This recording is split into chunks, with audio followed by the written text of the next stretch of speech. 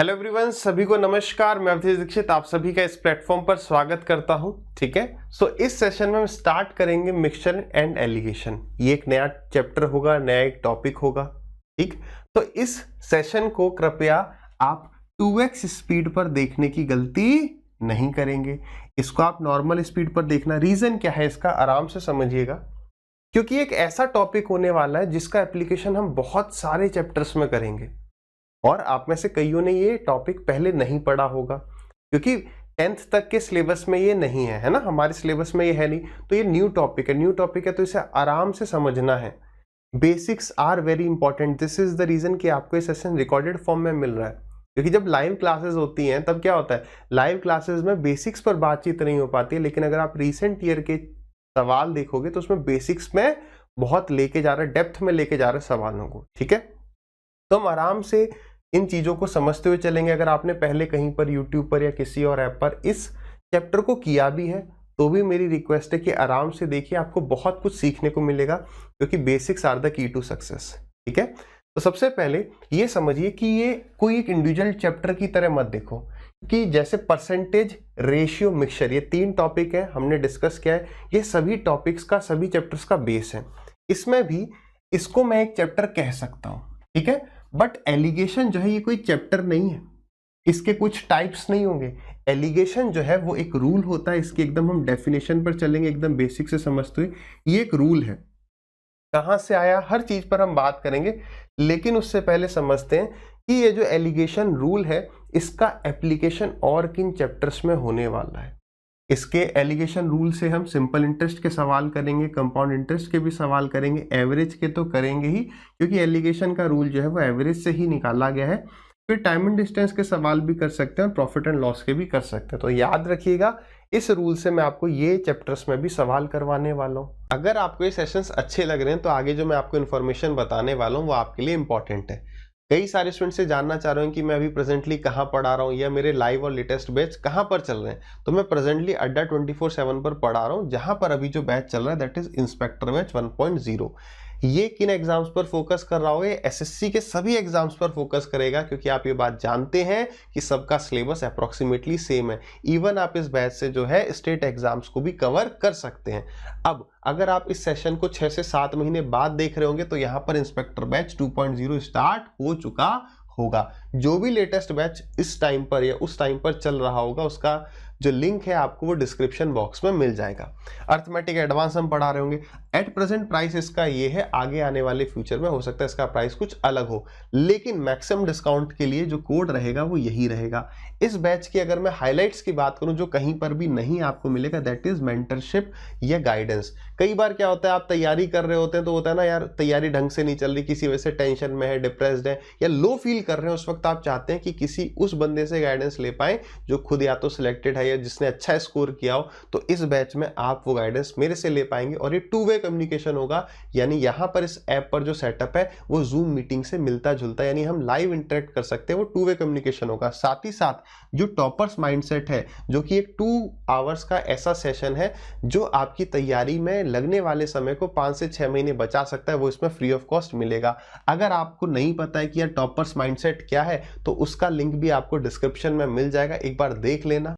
एक गलती क्या होती है ना स्टार्टिंग में, एक स्टूडेंट सोचता है कि यार ये एक टॉपिक है, बस मिक्सचर के सवालों में एलिगेशन लगेगा, उस नजरिए को बदलना है।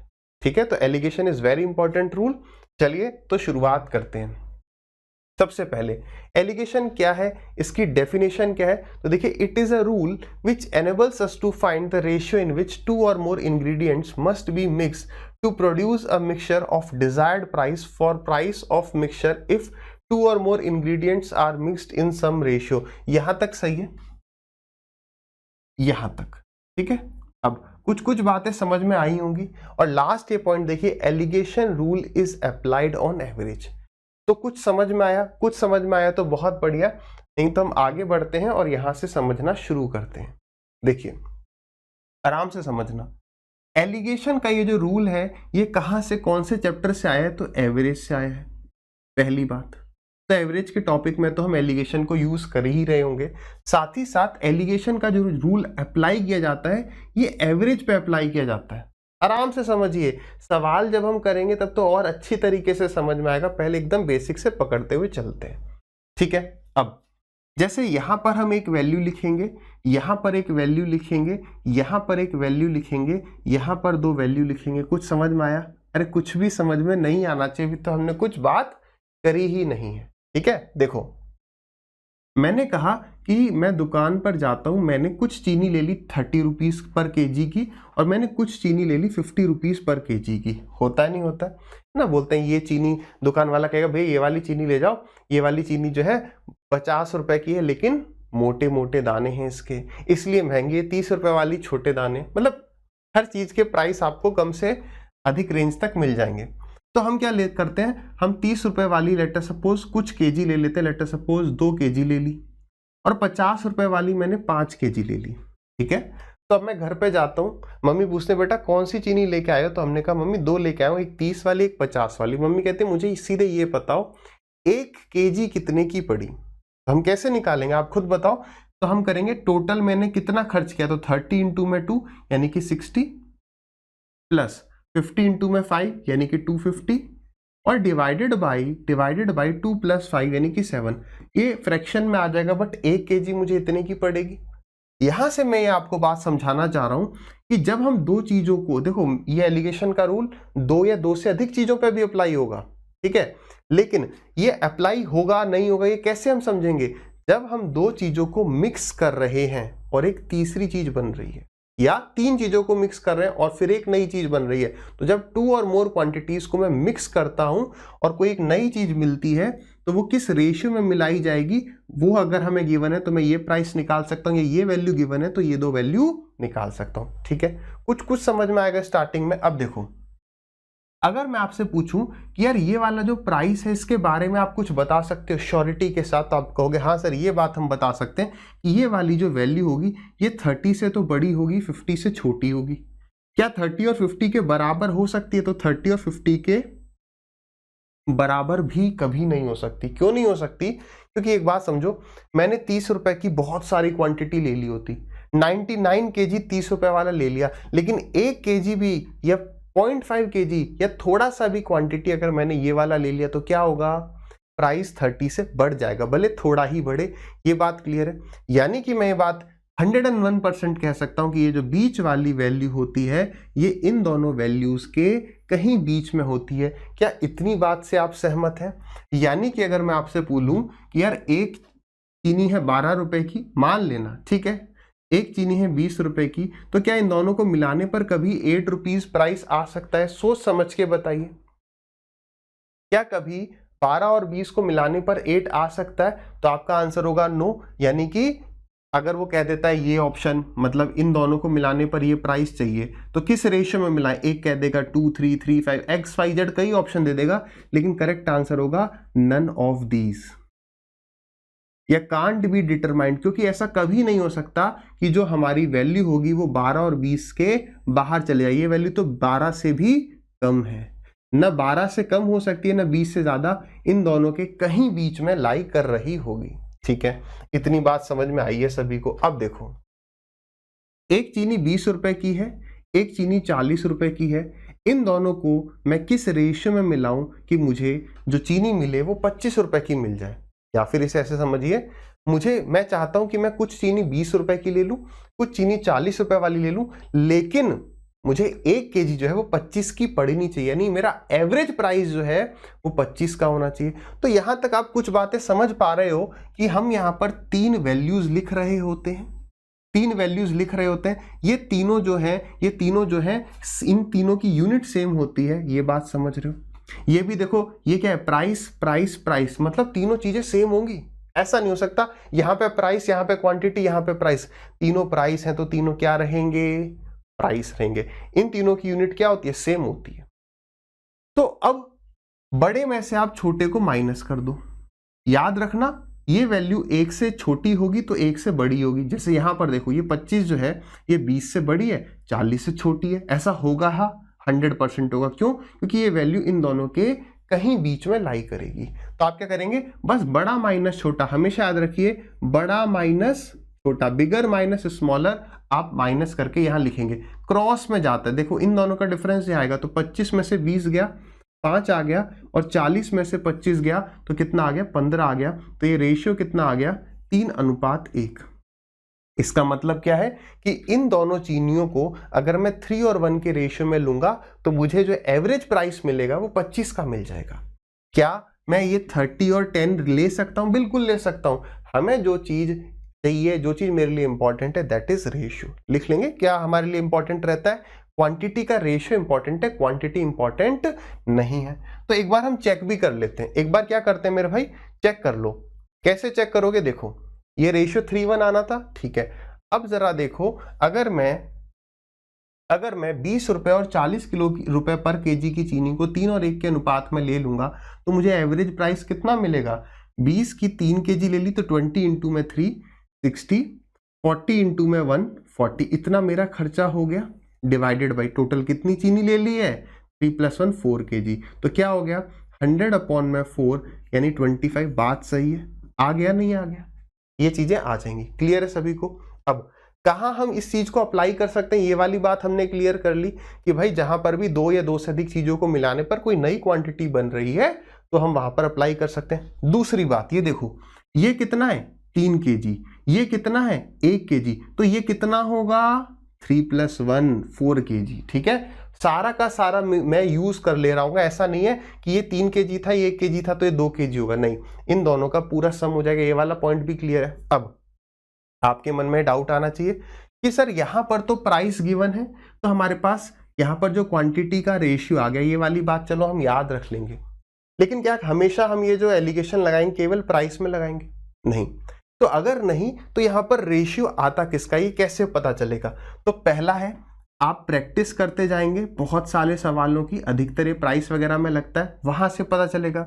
दूसरा, ये यहां पर इन तीनों प्लेसेस पर जो भी चीज होती है वो किसी न किसी का एवरेज होगा, लिख लो, क्योंकि ये एवरेज के कंसेप्ट से या एलिगेशन जो है वो एवरेज में ही लग रहा होता है, अभी हमने समझा। तो यहाँ किसी न किसी चीज का एवरेज होगा। जैसे मैंने कहा एक क्लास में लड़के और लड़कियां हैं, लड़कों के एवरेज मार्क्स इतने हैं, लड़कियों के एवरेज मार्क्स इतने हैं, तो बीच में क्या आएगा, लड़के प्लस लड़कियों, यानी टोटल क्लास का एवरेज। ठीक है, तो यहां पर मैं एवरेज किसका ले रहा हूं, एवरेज मार्क्स किसके हैं, लड़कों के और लड़कियों के। तो यहां पर जो रेशियो आ रहा होगा वो लड़के और लड़कियों के अनुपात का आ रहा होगा। यानी कि मैं कह सकता हूं, जैसे यहां पर क्या था, दिस वाज क्या, ये 20 और 40 क्या था, ये एवरेज प्राइस था, 25 रुपए पर केजी, एवरेज प्राइस पर केजी। तो यहां क्वांटिटी का रेशियो आ गया।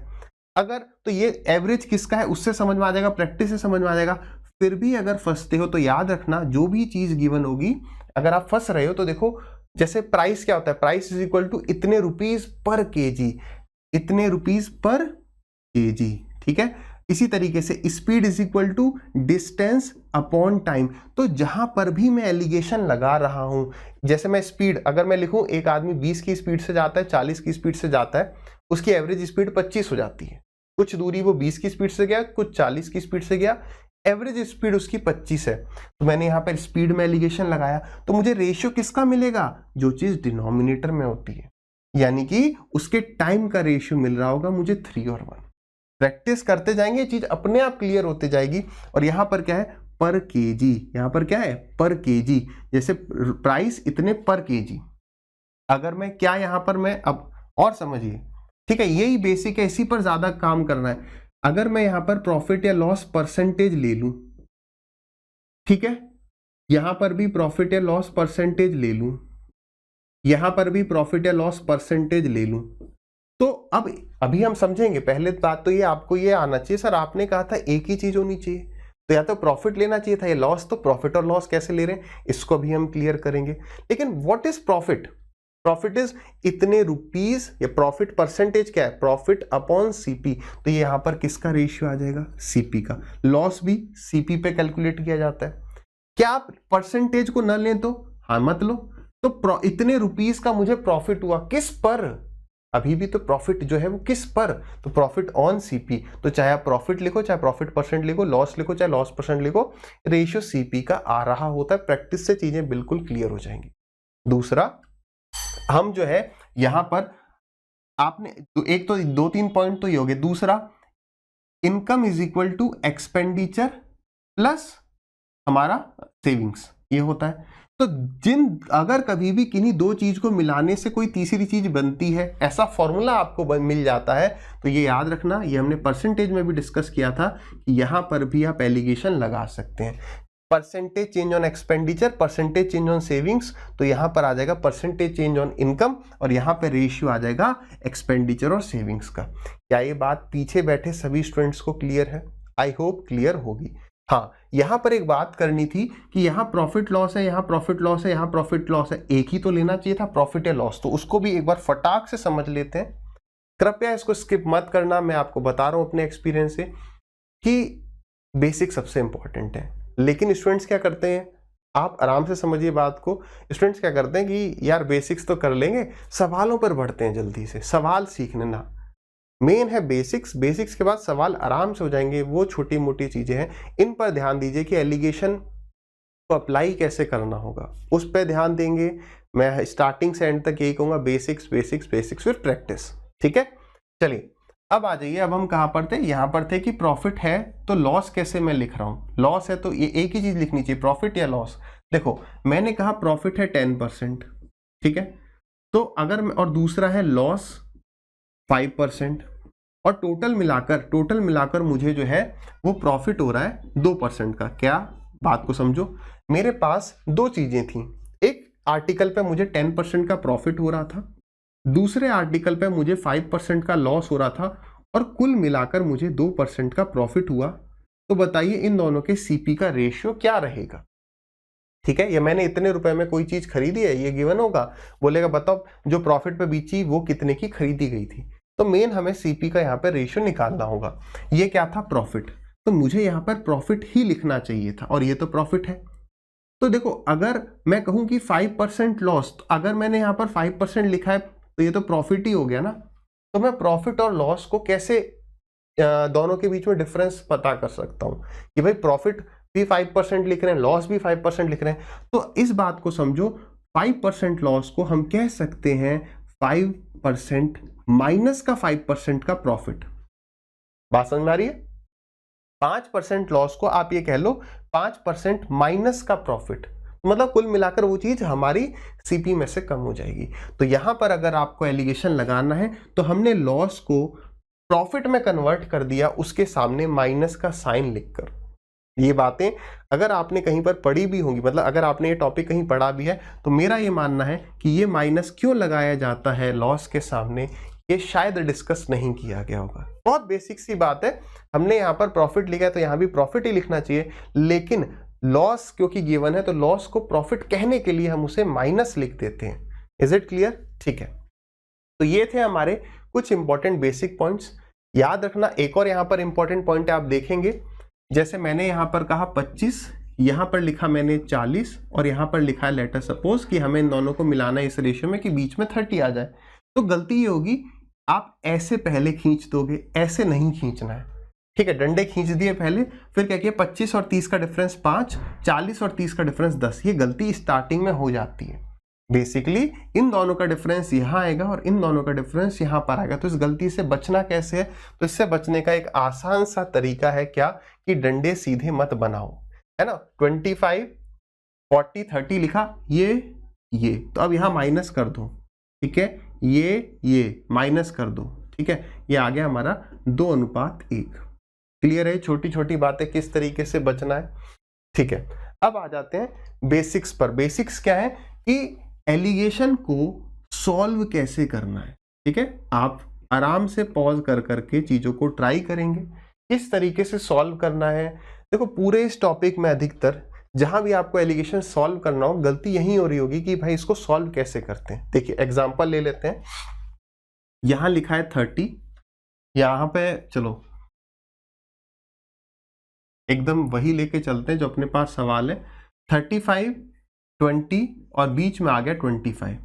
मतलब ये सवाल किस तरीके से होगा कि 35 रुपए की चीनी को 20 रुपए की चीनी के साथ किस रेशियो में मिलाया जाए कि हमारे पास जो एवरेज प्राइस आ जाए, या नए या मिक्सचर का जो प्राइस आ जाए वो 25 आ जाए। अभी आप सवाल पर फोकस मत करो, अभी फोकस करो कि ये आंसर क्या आएगा, सवाल आपको आगे मिलेंगे। ये तो बस मैं आपको बेसिक बता रहा हूं, सॉल्व करने के तरीके पर हम फोकस कर रहे हैं, ठीक है।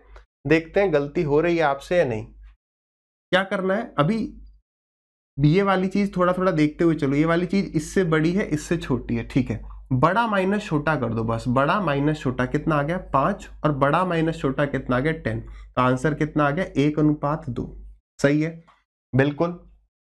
चलिए नेक्स्ट, 35 माइनस का 20 और माइनस का 5। अब ये माइनस किस तरीके से हो रहा होगा, या माइनस क्यों लिखा गया होगा, यहां पर हो सकता है वो कह रहा हो एक आर्टिकल 35% प्रॉफिट पे बेचा गया, एक 20% के नुकसान पर, और कुल मिलाकर मुझे 5% का नुकसान ही हो रहा था। तो बताइए इनके सीपी का रेशियो कितना होगा, ठीक है। आई होप आप ट्राई कर चुके होंगे। क्या करना है, अब यहां पर कईयों ने क्या किया है, 35 माइनस 5 30 लिखा है, हाँ या ना बताइए। कईयों ने लिखा है ना, ठीक है। मैं यहां से कैसे बता पा रहा हूं, क्योंकि ये एक्सपीरियंस के साथ समझ में आ जाता है कि स्टूडेंट्स यहां पर गलती कर रहे होते हैं। 35 माइनस माइनस 5 करना है, हमेशा याद रखिए बड़ा माइनस छोटा करना ही करना है, भले माइनस का साइन क्यों ना हो। तो 35 माइनस माइनस का 50 यानी कि 40 आ गया, क्लियर है।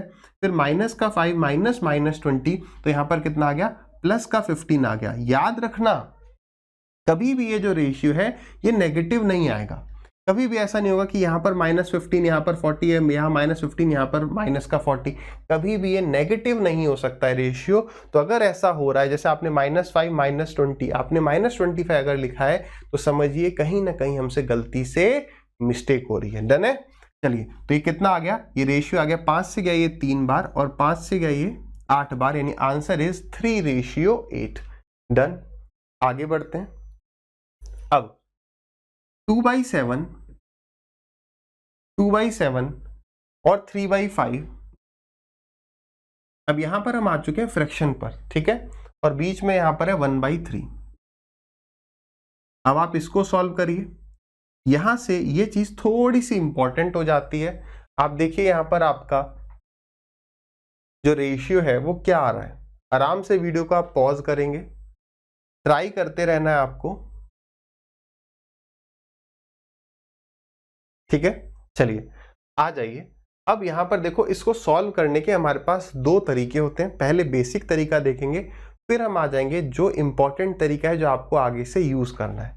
पहला बेसिक तरीका क्या है, वही जो अब तक हम कर रहे थे, बड़ा माइनस छोटा। अब अगर एग्जाम में आपको सवाल दिया तो अब आप देखो मत कि ये किससे बड़ा है किससे छोटा है। बिल्कुल बेसिक तरीका क्या रहेगा कि सबसे पहले आप ढूंढें। देखो एक तरीका क्या है मैं आपको बताऊं, 2/7 में से 1/3 माइनस कर दो। हम ये चेक ही नहीं कर रहे कि कौन सा बड़ा है कौन सा छोटा है। क्या किया, 2/7 में से 1/3 को माइनस कर दिया, ठीक है। तो 7 3 21, ये कितना आ गया 3 2 6, और ये आ गया कितना 7 माइनस ये, तो ये कितना आ गया माइनस का 1/21 आ गया। इसका मतलब क्या है कि यार हमें 2/7 में से ये ना माइनस करके इसमें से इसको माइनस करना था, यानी ये बड़ा है, यानी ये बड़ा है, तो यहां पर पक्की बात है ये बड़ा होगा। तो हमें तो केवल पॉजिटिव ही लेना है। बात को समझ पा रहे हो क्या, मैं फिर से इस बात को रिपीट कर दूं। बेसिकली मैंने ना छोटे में से बड़ा माइनस कर दिया, इसलिए माइनस आया है। ये 7 माइनस अगर मैं 6 करता तो ये बात आप समझ पा रहे हो 1/21 आता। अब आप आराम से देखो, देखना 3/5 जो है वो 1/3 से बड़ा ही होगा। तो हमने क्या किया, 3/5 माइनस में 1/3, तो कितना आ गया 15 आ गया, 3 3 9 माइनस 5, तो कितना आ गया, ये आ गया 4/15। ये कितना आ गया 4/15। तो अब इन दोनों का क्या ले लेंगे, रेशियो। 3 से गया ये 5 बार, और 3 से गया ये 7 बार, 7 4 जा 28 आ जाएगा। ये आ गया 28:5, ये आ गया 28:5। तो इसका आंसर कितना हो गया 28:5। ये वाला पॉइंट भी क्लियर हो गया।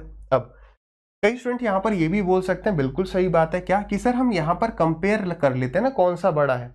अगर आपको कभी भी, ये आगे हम नंबर सिस्टम में भी डिस्कस करेंगे, कभी भी दो फ्रैक्शन को आपको कंपेयर करना है तो क्या करो, इसको इससे मल्टीप्लाई कर दो, इसको इससे मल्टीप्लाई कर दो। तो 3 2 जा कितना 6, 7 1 जा कितना 7। तो जो जिसका न्यूमरेटर बड़ा है वो बड़ा है, यानी 1/3 बड़ा था, तो 1/3 में से माइनस करना था 2/7। मैंने क्या कहा, माइनस करने पे नेगेटिव आ रहा है, यानी मैंने छोटे में से बड़ा माइनस कर दिया होगा। आप ये वाले टाइम को सेव कर सकते हो। पहली बात ये समझ में आ गई सभी को, ठीक है, बेसिकली यहाँ पर ऐसा हो क्या रहा है, तो यहाँ पर हम एलसीएम ही तो ले रहे हैं। 3 से अगर आप ऊपर मल्टीप्लाई करो तो 3 से नीचे भी तो किया ही होगा ना, 7 या 21, फिर 7 या 21, मतलब डिनोमिनेटर सेम हो गया। अगर डिनोमिनेटर दो संख्याओं का सेम है, दो भिन्न है, दो फ्रैक्शन है जिनका डिनोमिनेटर सेम है, तो कौन सा नंबर बड़ा है इसका डिसीजन आप कैसे लेते हो, न्यूमरेटर को देख के। तो ये वाला बात भी आपको क्लियर हो गया। तो पहले तरीके से हमारा आंसर कितना आया, 28:5 वही आएगा आंसर। अब इसके बेटर अप्रोच पे आ जाते हैं। अब हम इसके, अच्छा इसमें दो तरीके, देखो आराम से समझते हुए चलिए। एक तो हो गया ये तरीका, ठीक है,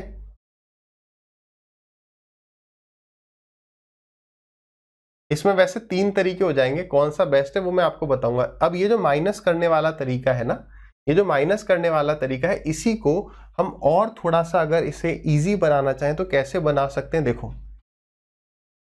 आप क्या करो, इन दोनों के डिनोमिनेटर को मल्टीप्लाई करके यहां पे लिख दो 7 इंटू में 3, ठीक है। एक का डिनोमिनेटर एक के न्यूमरेटर से मल्टीप्लाई होगा, एक का न्यूमरेटर दूसरे के डिनोमिनेटर से मल्टीप्लाई होगा। बेसिकली अगर मैं आपको बताऊं हम क्या कर रहे हैं यहाँ पर, तो हम यहाँ पर यही कर रहे हैं, इस एक में से दूसरे को माइनस कर रहे हैं, दोनों के डिनोमिनेटर को मल्टीप्लाई करके लिख दिया। अब देखो जब आप 2/7 में से जैसे मान लो 1/3 माइनस करो, वैसे 1/3 बड़ा है, चलो मैं पहले ही लिख देता हूं। आप इस प्रोसेस को एक बार समझ लो, ये हो क्या रहा है। जब आप 1/3 में से माइनस करते हो 2/7 तो नीचे कितना आ जाएगा, 3 इंटू में 7, दोनों में यही आ जाएगा। जब आप एलसीएम लोगे वही आ गया। फिर 7 इससे मल्टीप्लाई होगा, यानी डिनोमिनेटर जो है वो न्यूमरेटर से मल्टीप्लाई हो रहा है, माइनस 3 जो है वो 2 से मल्टीप्लाई हो रहा है। तो ये जो शॉर्ट ट्रिक है ना, वो बेसिकली हमेशा कंसेप्ट से ही निकलेगी। तो हमने करना क्या है, हमने दोनों के डिनोमिनेटर को मल्टीप्लाई कर दिया, उसके बाद एक के डिनोमिनेटर, अगर आप यहाँ पे डिनोमिनेटर पकड़ रहे हो तो इसका न्यूमरेटर पकड़ लो, इससे मल्टीप्लाई करो, कितना आ गया, दिमाग में रखना है, दिमाग में रख लो, नहीं तो यहाँ लिख दो 5 माइनस 3 3 जा 9, तो 5 माइनस 9, बेसिकली 9 माइनस 5 होना था, इसलिए हम कह रहे हैं दिमाग में रख सकते हो कि 3 3 जा 9, बड़े में से छोटा माइनस होगा तो 9 माइनस में 5 यानी कि यहां पर आ जाएगा 4, 9 माइनस 5 यानी यहां पर आ जाएगा 4। सिमिलरली यहां पर 7 1 जा 7 और 3 2 जा 6, तो 7 और 6 का डिफरेंस 1, ठीक है। 3 से ये 3 कट जाएगा, फिर 7 यहां पर आके मल्टीप्लाई हो जाएगा, तो 7 4 जा 28 रेशियो 5 1 जा 5, तो क्या आंसर अभी भी वही आया। ये हो गया माइनस करने का थोड़ा सा आसान अप्रोच विद कंसेप्ट, क्लियर है। अब हम आ जाते हैं दूसरे मेथड पर, ठीक है। This is the best method, बिल्कुल आप इस पर फोकस करेंगे। क्यों, अगर कभी माइनस माइनस एक कोई इनमें से माइनस का दे दिया तो थोड़ी सी समस्या हो सकती है। आप देखिएगा ये वाला तरीका बेस्ट है किस प्रकार से, और यहां से हम एक और कंसेप्ट को भी समझ रहे होंगे। क्या, स्टार मार्क करके नोट करेंगे कि हम इन तीनों नंबर्स को किसी सेम नंबर से मल्टीप्लाई या डिवाइड कर सकते हैं। हम इन तीनों नंबर्स को किसी एक सेम नंबर से मल्टीप्लाई या डिवाइड कर सकते हैं। अब देखो, अगर मैं मल्टीप्लाई कर सकता हूं तो डिवाइड तो कर ही सकता हूं। अगर मैंने कहा कि मैं इसको 2 से मल्टीप्लाई कर दूं, कोई दिक्कत नहीं आने वाली, तो भाई इसे मैं डिवाइड कर दूंगा 2 से, मतलब अब इसको हटाओ, अगर मैं 2 से डिवाइड कर रहा हूं तो इसका मतलब 1/2 से मल्टीप्लाई कर रहा हूं। पहली बात ये समझ में आ गई। भाई बेसिक्स पे जोर देना है। अगर मैं लाइव पढ़ा रहा होता तो बच्चे पढ़ाने नहीं देते, कहते सर इसका क्या काम है। मेंस के सवालों में आप देखेंगे कि इसका क्या काम है, इसलिए ताकि मैं आराम से पढ़ा सकूं, इसलिए ये कोर्स आपको रिकॉर्डेड फॉर्म में मिलता है, ठीक है। एग्री करते हैं, चलिए आगे आ जाइए। देखो अब इसको मैं प्रूव इस तरीके से करता हूं। देखो अगर मान लो यहां पर लेट अस सपोज 10 लिखा है, यहां पर लिखा है 20 और यहां पर लिखा है 12, तो बड़े में से आपने छोटा माइनस किया, 10 में से 12 गया तो कितना आ गया 2, बड़े में से छोटा माइनस किया तो कितना आ गया 8, तो ये कितना आ गया 4:1 आ गया। बात समझ पा रहे हो। अब ये समझो मैं नंबर ले लेता हूं x, अगर मैं इसे x से मल्टीप्लाई करता हूं, वो x कुछ भी हो सकता है, 1 2 3 4 5 6 7 8 9 10 कुछ भी हो सकता है, तो यहां पर भी x आ जाता, यहां पर भी x आ जाता, और वो x बाद में कट ही जाता, कैंसिल आउट हो ही जाता। आप यहाँ पे देखो, आप इन सबको एक बार 2 से डिवाइड करके देख लो, तो 2 से डिवाइड करोगे तो कितना आ गया 5 10 और 6, बड़ा माइनस छोटा, बड़ा माइनस छोटा आ गया ना 4 1। आप 2 से मल्टीप्लाई करते तो ये हो जाता 20, 2 से मल्टीप्लाई 40, 2 से मल्टीप्लाई 24, फिर ये कितना आ गया देखो, क्योंकि 2 से मल्टीप्लाई किया तो इसका डबल आ रहा होगा, देखो यहां पर कितना आ गया 16 आ गया, इसका डबल आ गया, काटा पीटी कर दोगे तो फिर से 41 आएगा। तो हैंस प्रूव्ड कि आप सबको एक ही नंबर से मल्टीप्लाई या डिवाइड कर सकते हैं, ठीक है। अब देखो तो यहां पर 7 भी है, 5 भी है, 3 भी है, तो मैं किससे मल्टीप्लाई करूंगा, मैं इस एक ऐसे नंबर से मल्टीप्लाई करूंगा कि 7 भी हट जाए, 3 भी हट जाए, 5 भी। तो 7, आप नंबर को कैलकुलेट मत करो कि 5 दिया 15, 15 सत्ते 105 की सबको 105 से मल्टीप्लाई करोगे, नहीं, दिमाग में सोचो कि 7 इंटू 5 इंटू 3 से मल्टीप्लाई कर रहे हैं, तो 7 से 7 कट जाएगा, क्या बचेगा यहाँ पर 15, ठीक है। इसी तरीके से यहाँ पर 3 तो है तो 3 से 3 कट जाएगा, बचेगा क्या 7, 5, यहाँ पर 5 तो है, क्या आ जाएगा 3 और 7, 3 और 7 आ जाएगा, तो यहाँ पर आ गया 3 इंटू में 7 21। अब जरा देखो कितना हो गया, 15 2 जा 30, 3 1 जा 3, 3 2 जा 6 और 7 5 जा 35। बड़े में से छोटे को माइनस करा और बड़े में से छोटे को माइनस किया तो कितना आ गया 28:5। बताइए क्या ये मेथड बेटर नहीं है? कभी कोई दिक्कत ही नहीं आएगी कि माइनस माइनस करने में कोई समस्या है। तो मैं ये चाहूंगा कि आप इस अप्रोच को थोड़ा यूज करें। जब यहाँ पर कभी माइनस माइनस भी आ गया ना, तब भी आप नहीं अटकने वाले। So this will be a better approach, ठीक है, समझ पाएंगे। चलिए आगे बढ़ते हैं अगले सवाल पर। 40, 60, 2 और 3। सवाल ऐसे बनेगा कि 40 रुपए की चीनी को मैंने 60 रुपए की चीनी के साथ 2 और 3 के रेशियो में मिलाया, तो बताइए मुझे जो मिक्सचर मिलेगा या जो मिश्रण बनेगा चीनी का, वो उसका एवरेज प्राइस कितना होगा। अच्छा एक बात बताओ, अभी सवाल पे बढ़ने से पहले वो सवाल को ऐसे भी तो कर सकता है कि उसने एक आदमी है जो 40 रुपए की 40 किलो चीनी लेता है और 60 रुपए की कितनी लेगा 60 किलो, ऐसा कर लेते हैं, चलो कोई बात नहीं।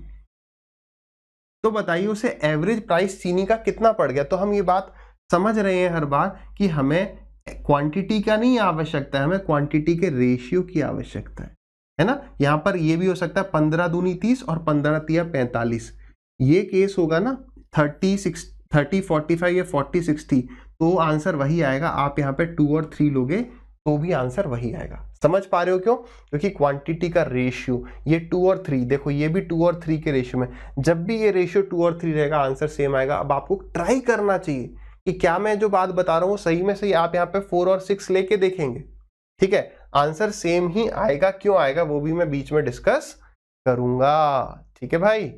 चलिए आ जाइए। तो इसे निकालने का पहला तरीका क्या होता है, दैट इज बेसिक एवरेज। केवल आप एवरेज निकाल दो। एवरेज का मतलब 40 रुपए की आपने 2 किलो चीनी ले ली, तो आपके कितने रुपए खर्च हो गए, इतने, प्लस 60 इंटू में 3 डिवाइडेड बाई 2 प्लस 3। बात सही है? देखो this value is equal to ये इंटू ये प्लस ये इंटू ये डिवाइडेड बाई ये प्लस ये, खत्म। ये हो गया बेसिक तरीका।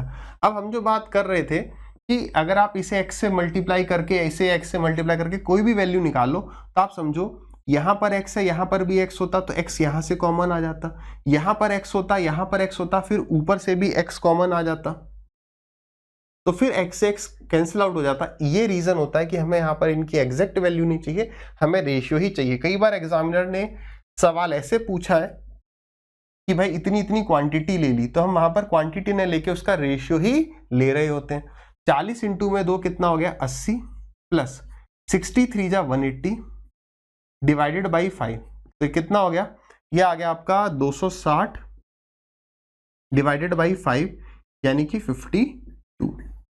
यानी जो एवरेज प्राइस हमारे पास आ रहा होगा वो 52 रुपीज पर केजी आ रहा होगा। ये सवाल को करने का एक बेसिक अप्रोच है। लेकिन अगर मैं बात करूं, ये जो पिछले 2-3 साल रहे हैं, इसमें मिक्सचर एंड एलिगेशन में क्या चेंज हुआ है, वो बस ये अगला कंसेप्ट है जो आपको जिस पर काम करना है, दैट इज वेटेड एवरेज।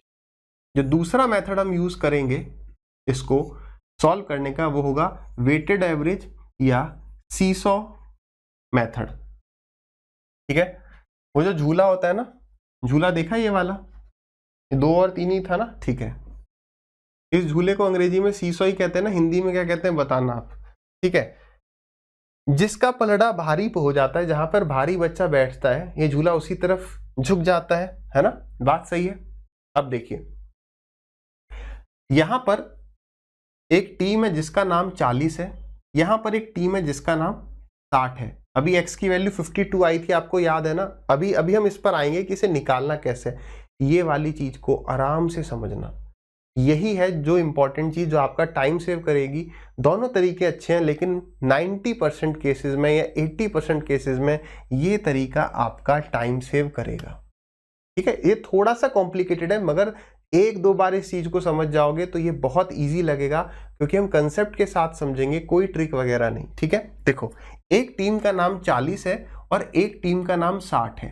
ठीक है, अब यहां पर दो, इसको वेटेड एवरेज भी कह सकते हो, सीसॉ मेथड भी कह सकते हो। मेथड को छोड़ो, हमें प्रोसेस को समझना है कि होता क्या है।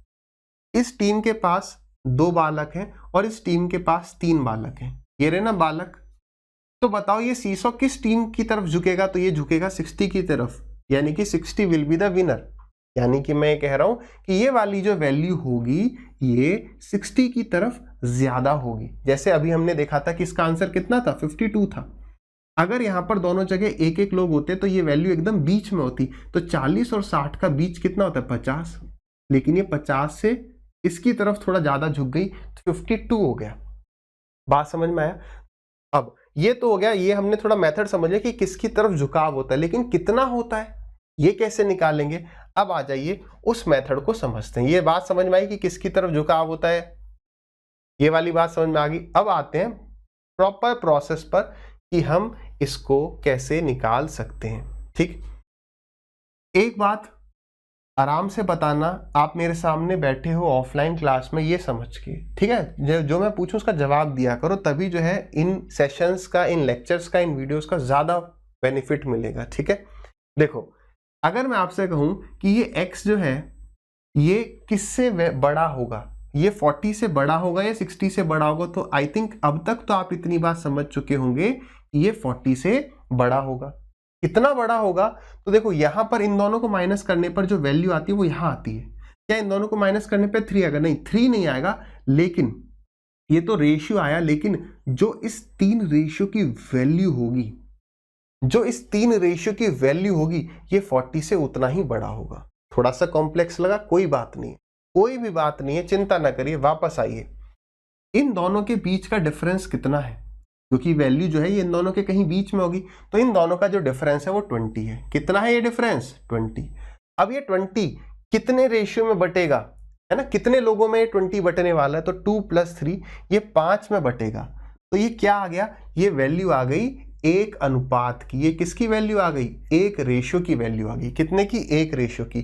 तो क्या आप मुझे 2 रेशियो की वैल्यू बता सकते हो? आपको बिल्कुल सर, 20/5। अभी यहां पर तो पूरा कट रहा है, 5 4 जा 20, 4 2 जा 8। 2 रेशियो की वैल्यू 8 है और 3 रेशियो की वैल्यू 12 है। अब हमें यह समझना है कि एग्जाम में मुझे किसको यूज करना चाहिए, 40, 12 या 68। समझो, मेरे हिसाब से हमारे दिमाग को जो चीज आसान लगती है दैट इज ऐड करना। आप बताओ, 40 में 12 ऐड करना आसान लग रहा है, 60 में 8 माइनस करना आपको साथ? अभी तो दोनों ही आसान लग रहे हैं। तो हम एक रूल बना लेते हैं, क्या कि हम देखेंगे छोटी वैल्यू कहाँ रखी है, ये 40 है ना, तो डेफिनेटली ये जो बीच वाली वैल्यू है 40 से बड़ी होगी। कितनी बड़ी होगी? जो इस रेशियो की वैल्यू होगी। तो यानी 40 प्लस में 12 बराबर x। क्लियर? इसी तरीके से आप इधर से जा तो सकते हो, बट मैं कहूंगा कि एक रूल बना लेते हैं ताकि हम फंसे नहीं। जैसे 60, अभी आगे आपको वैल्यू फ्रैक्शन में भी मिल सकती है। ये 60 है तो ये x जो है उससे छोटा होगा। कितना छोटा होगा? जो इस 2 रेशियो की वैल्यू है। 2 रेशियो की वैल्यू कितनी है? 8। तो 60 - 8 यानी कि 52। तो दोनों तरीके से आंसर तो 52 ही आ रहा है ना, है ना। अब आप में से कुछ कहेंगे अरे सर ये सब तो मेथड बेकार है, इससे अच्छा हम बेसिक से ही जाएंगे। विश्वास करिए, जिससे भी पढ़ रहे हैं उस पर विश्वास करिए, आप सवाल आगे देखेंगे और विश्वास बढ़ेगा, कोई दिक्कत नहीं है। अब हम बढ़ते हैं अगले सवाल पर। इसी टाइप का बिल्कुल सवाल रखते हैं। देखिए 37 है, यहाँ पर है 49, ठीक है, और यहाँ पर है 2 और यहाँ पर है 3। ध्यान से समझिए, यहाँ पर 12 और 17 भी हो सकता था, यहाँ पर 13 और 7 भी हो सकता था। तो क्या कैलकुलेशन नहीं बढ़ जाती? मैंने पूछा बताइए 37 रुपीज़ के राइस 2 kg या 37 रुपीज़ और 49 रुपीज़ के चावल हैं जिनको मैं 2 और 3 के अनुपात में मिलाता हूं, तो बताइए जो मिक्सचर बनेगा उसका एवरेज प्राइस कितना होगा। पेशेंस रखिए, सवाल जब आएंगे आप उड़ाते हुए चलोगे, बस बेसिक्स को एक बार समझ लो, ठीक है। तो एक तरीका तो वो है ही कि आप मल्टीप्लाई कर रहे हैं, डिवाइड कर रहे हैं सम से, वो लेंदी पड़ेगा। यहाँ पर 17 13 दे देगा और लेंदी हो जाएगा। तो हम उसी प्रोसेस को पकड़ते हैं जिस पर आपको काम करना है। जब भी इस तरह की वैल्यू पूछेगा आप यहाँ पर क्या लगाएंगे, वेटेड एवरेज वाला मेथड। इन दोनों का डिफरेंस कितना है, आप कहोगे सर 12 कितने में बटेगा, 5 में। ये किसकी वैल्यू आ गई, 1 अनुपात की। अब हमारा तरीका क्या है कि 37 छोटी वैल्यू पकड़ ली, 37 है, इसके अपोज कभी भी ये मत कहना लेफ्ट में होती है छोटी वैल्यू, नहीं, ये यहां पर भी हो सकती है। मैं 49 यहां लिख दूं तो क्या है, लिख सकते हैं 49 37 3 2 हो जाएगा। तो हमने देखा है 37 के अपोजिट ये, यानी 2-3 रेशियो की वैल्यू अगर मुझे पता चल जाए तो बस वो 37 में ऐड कर दिया जाएगा। 37 में क्या ऐड किया जाएगा, जो 3 रेशियो की वैल्यू आएगी, तो इनटू में मैंने कर दिया 3, तो 12 दिया 36 और 36 डिवाइडेड बाई 5 मतलब 7.2, तो बस 37 में, यानी आंसर कितना हो गया 37 प्लस 7.2 यानी कि 44.2 इज द करेक्ट आंसर। क्या हम इस 2 रेशियो की वैल्यू निकाल के इसमें से माइनस नहीं कर सकते थे, बिल्कुल कर सकते थे, लेकिन हम क्यों करें, हमने एक रूल बना लिया। क्योंकि देखो अगर मान लो 49 में से 7.2 माइनस करना है, अब बताओ तो 0.8 आएगा, या अब कुछ 0.8 आ रहा होगा। देखो 7.2 का डबल कितना हो गया, तो 7.2 का डबल हो गया हमारा, एक सेकेंड, 12/5 इंटू में अब 2 होगा, 2 रेशियो की वैल्यू निकालनी होती तो आ जाता 24/5, यानी कि 4.8 आ जाता। अब 4.8 इसमें से माइनस करना, तो गलती हो सकती है कि भाई 49 में से 5 माइनस करेंगे तो कितना आ गया 44, और 0.2 एक्स्ट्रा माइनस कर देता, तो गलती से यहाँ 43.2 45.2 कुछ भी आ सकता है। इसलिए मैंने आपको सजेस्ट किया कि प्लस करने पर फोकस करिए, ठीक है। बात समझ में आई, सवालों पर पहुंचेंगे, इन्हीं चीजों की प्रैक्टिस होने वाली है।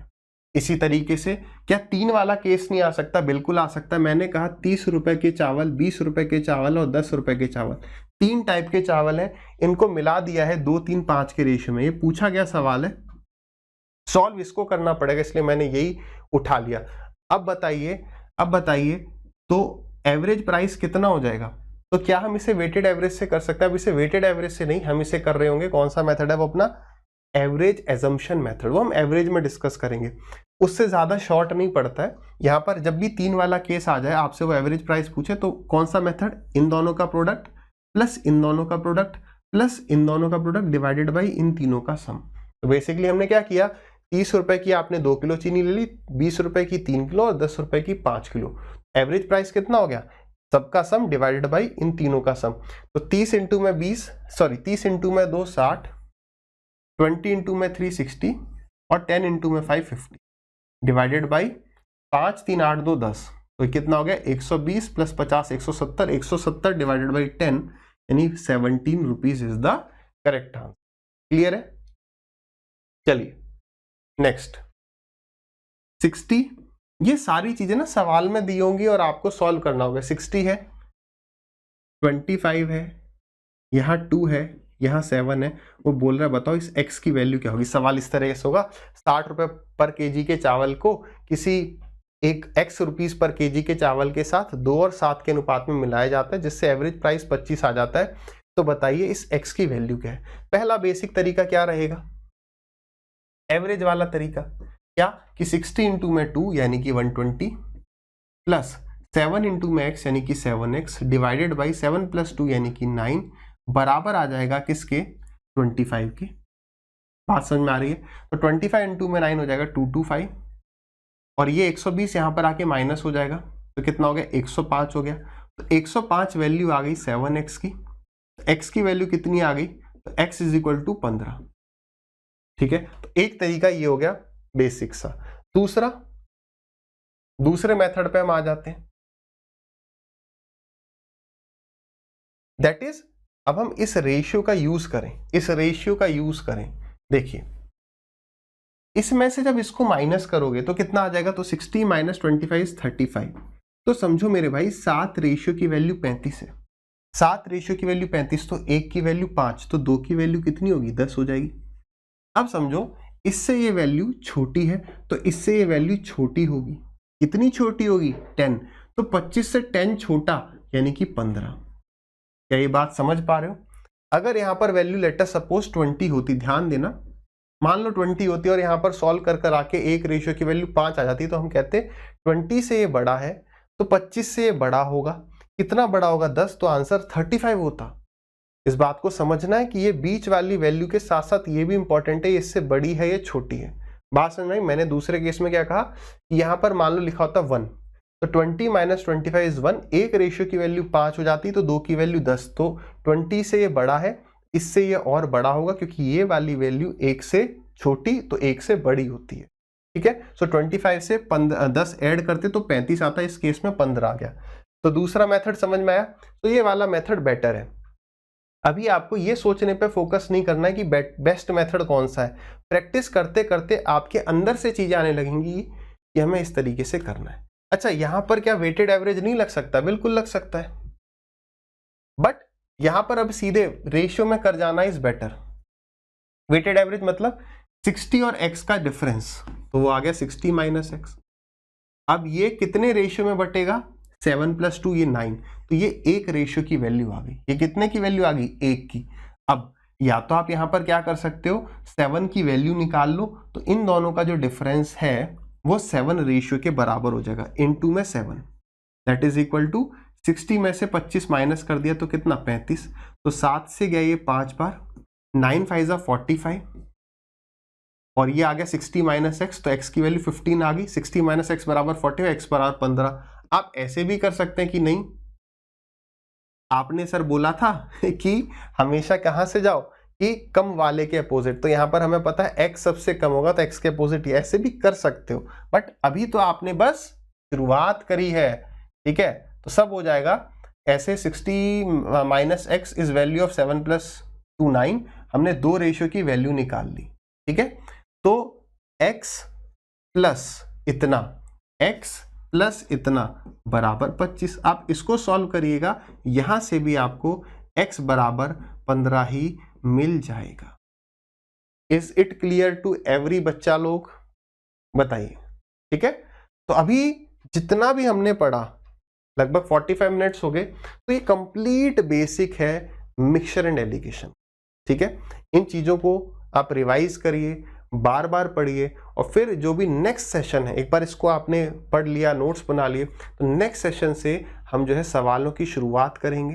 ठीक है, बहुत बेसिक है, इसको जितनी बार समझ सकते हो, जहां पर भी डाउट है उसको क्लियर करते चलिए, प्रॉपर नोट्स बनाइए। हम फिर मिलेंगे नेक्स्ट सेशन में। टिल देन हंसते रहिए, मुस्कुराते रहिए, मेहनत करते रहिए।